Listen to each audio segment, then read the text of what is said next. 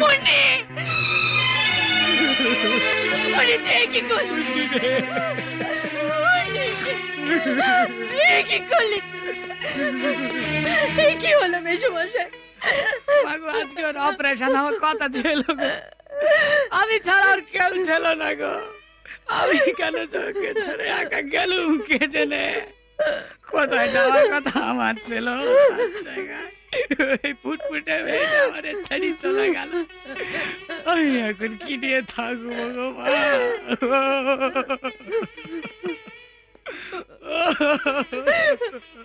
কাল খুব আনন্দ ছিল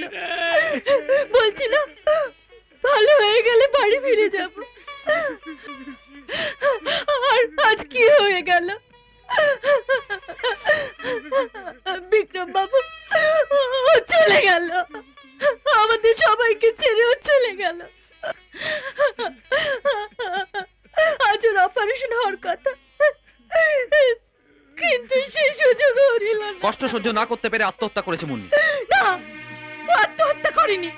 আত্মহত্যা করার আগে ও সমস্ত কিছু লিখে দিয়ে গেছে এই তার হাতে লেখা চিঠি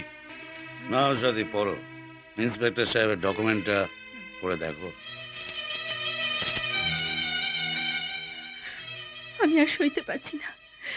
দিনের পর দিন যন্ত্রণা বেড়ে চলেছে তাই আমি আত্মহত্যা করছি না এই চিঠিও লিখতে পারে না এই সম্পূর্ণ মিথ্যে ও তো লেখাপড়াই জানে না বাজে কথা বলবেন না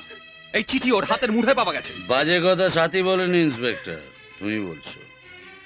এই চিঠি মুন্নির হাতে পেয়েছো না ইন্সপেক্টর সাহেব ঠিক এরকম একটা চিঠি আমি তোমার হাত দিয়ে লিখিয়ে আদালতে পেশ করব হ্যান্ডরাইটিং ভেরিফিকেশনের জন্য একজন রেসপন্সিবল পুলিশ অফিসারকে ব্লেম দিচ্ছ বিক্রমজিৎ রায় এর ফল কিন্তু ভয়ঙ্কর হবে জানি তো তোমার মতো বাঘছাল পরা আস্থা করে নেড়ি কুকুর আমি অনেক দেখেছি তোমরা লোকজনকে পুলিশ স্টেশনে বেঁধে আনো তাকে পেটো তারপর বাদ হয়ে নাও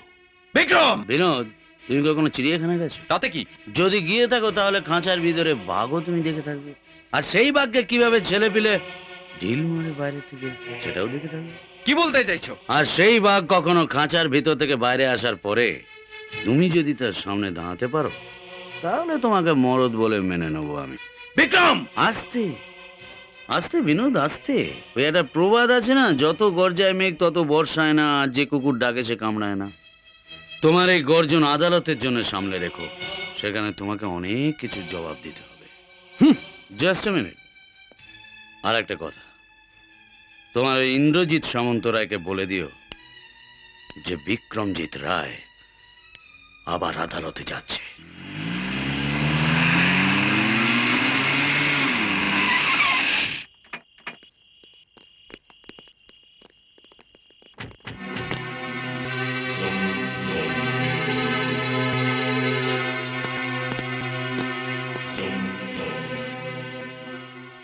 বিক্রম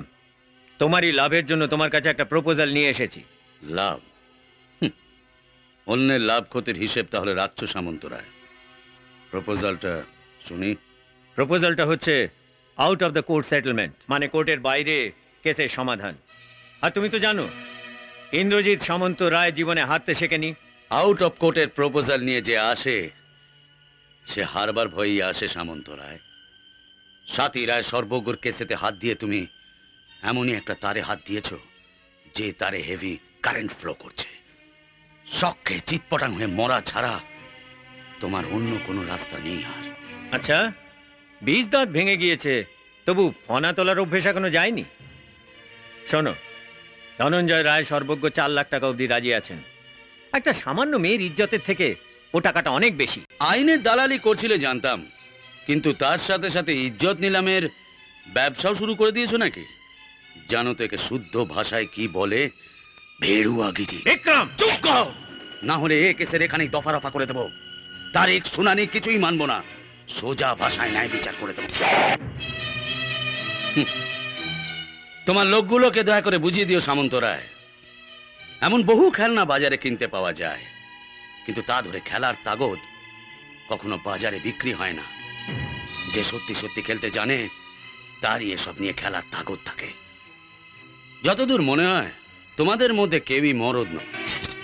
ইনক্লুডিং ইউ সামন্তরায় এর জবাব আমি কাল কোর্টে দেব মিস্টার বিক্রমজিৎ রায়। আমিও তোকে বলে দিচ্ছি সামন্ত রায়, কাল কোর্টে যদি কোনো উল্টো পাল্টা ড্রামা করিস আমি সেখানেই তোকে মারবো।